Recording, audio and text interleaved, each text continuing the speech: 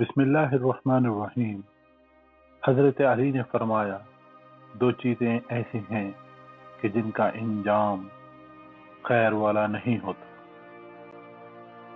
جو شخص کوئی کام کرنے سے پہلے اس کے انجام کو سوچ لیتا ہے، اس کو اس کام کے تمام پہلو اور نشیب و فراز معلوم ہو جاتے ہیں۔ دو چیزیں ایسی ہیں کہ جن کا انجام بخیر نہیں ہوتا۔ نمبر 1 ظلم اور نمبر 2 شر۔ وہ تھوڑی سی چیز جس کا انجام قابل تعریف ہو، اس بہت سی چیز سے بہتر ہے جو آخرکار ضرر پہنچائے۔ جب تک کسی کام کا انجام معلوم نہ ہو، اس میں ہاتھ مت ڈال، اور جس کام کو دوسروں سے برا سمجھتا ہے اسے اپنی ذات سے اچھا خیال نہ کر۔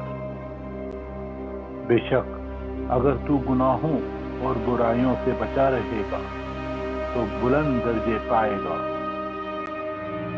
ہر ایک آدمی کے لیے ایک انجام ہے، خواہ اچھا ہو یا برا، میٹھا ہو یا کڑوا۔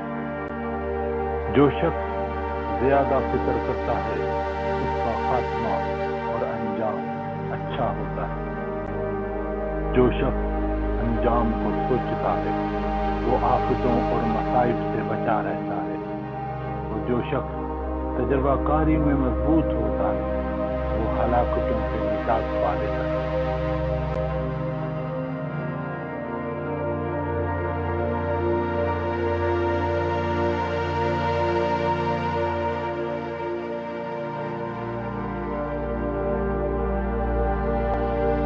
انجام کا سوچنا انسان کو عبرت دلاتا، لغزشوں سے بچاتا اور دوسروں کے لیے ہمدرد بننا سکھاتا۔